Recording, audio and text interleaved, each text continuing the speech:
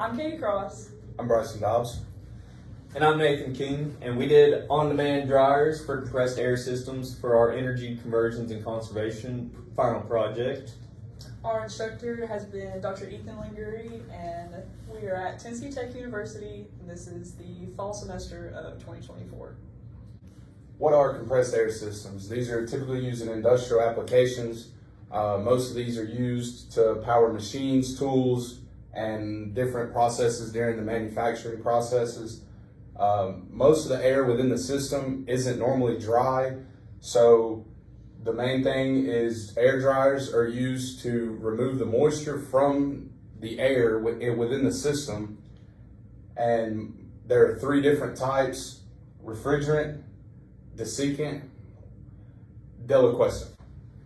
So we have an image of what a typical air system looks like. So the basics of it is air goes into a filter and it goes through these pipes and it goes to the dryer first, which removes all the moisture from the air, so it has a limited amount of space for moisture to be able to corrode the pipes. It then goes to the air filter and compressor, which then distributes it to the rest of the system for people to use. So we have our three types of dryers. The first one is refrigerant. These dryers take the water vapor that is within the compressed air system, condenses it, and then drains it out. Desiccant dryers use these little things. They come in beef jerky. You should not eat these. Don't ever eat that. It doesn't taste good. But these will absorb the water, and once it does that, you can either dry them out or replace them. The money efficient side is to dry them out if you can effectively. Now we move over to deliquescent. These dryers these look like packing peanuts, and they put them within the dryer, and these will actually dissolve with the water inside the system. So for our project, we're specifically doing on-demand dryers. So what an on-demand dryer is it's similar to a regular dryer, except it only comes on whenever of course, air is not dry. So you set it to a certain set point, and it keeps it within that range. But once the air is dry, it can turn off, which saves, and of course, energy because it's not running when it doesn't need to. So once it's at set point, it turns off, saves in terms of energy cost, and so that's why they're so effective. So specifically for our case study, we chose to use Quincy compressors. We wanted to use the same brand off the same website, that way we could get accurate prices. And we also scaled up these compressors for a really high CFM. We did 2200 and 2100, getting them as close as possible. That way we could compare, the correct size dryers. And so here at the top, you can see we have a non-cycling dryer. So we treated that as if a system already had that installed, and then we were switching to a cycling refrigerated dryer. So you can see the price differences here, and then we'll go into the calculations using these prices in this website.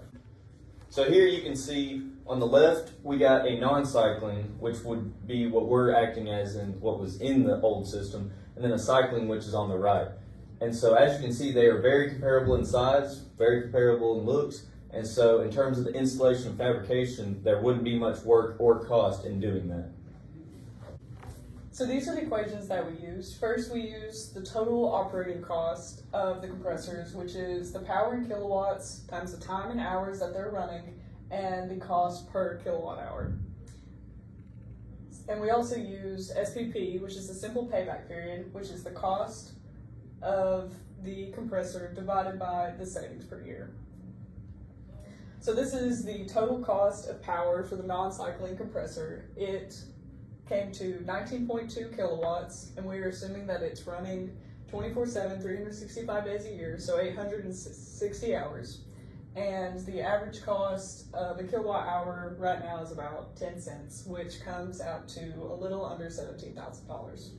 Next, the cycling compressor's total cost was 11.2 kilowatts, and we did some research and found out that they run at about 50% of the time, so 4,380 hours, again at about 10 cents per kilowatt hour, which came out to a little under $5,000. I think the most interesting thing here is we knew the time would be a lot less, but I didn't really expect the kilowatt hours for the cycling compressor to be that much lower than the non-cycling. But we used both of these equations to find the difference in cost to be able to find the simple payback period. This is the cost of the cycling compressor, so we took that and divided it by the difference in the total cost to get us a simple payback period of 3.75 years. So I got curious to see how little of time a compressor would have to run if there was a push to have the simple payback period be at 3 years.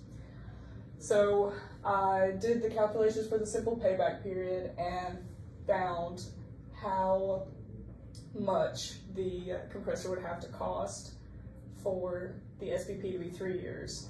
And then I took that number and plugged it into the total cost equation and found the amount of hours. The hours ended up being a little over 1,700, which ended up being around 20% of the time. So I know that probably smaller air compressed systems could run at 20% of the time, but one this large, it probably wouldn't be feasible. So, to our results, our total cost for a non-cycling compressor per year was $16,819. Our total cost per year for a cycling compressor is $4,905 per year. The cost difference is $11,913, and the simple payback period was 3.75 years. In conclusion, like I said earlier, I thought it was really interesting that the cycling dryer had a lower kilowatt hour than the non-cycling dryer, which really helped out the simple payback period. The cost difference of about $12,000 per year, that comes from reduced runtime and a lower consumption power from the cycling. As I said earlier, a 3-year simple payback period may be feasible for a smaller system, but not necessarily one this large. So a 3.75 year simple payback period is I would say pretty feasible for one this large. It was around 22,000 cubic feet per minute.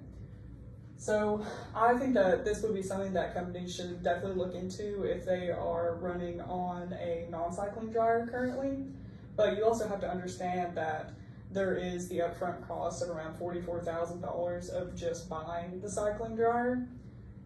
But in the long term, it definitely would save you more money once you hit that simple payback period. And also something to be considered is the environmental goals. So a cycling dryer is not on all the time, it's not producing as much heat, and I think that's definitely something to consider. Here are all of our references, and thank you so much.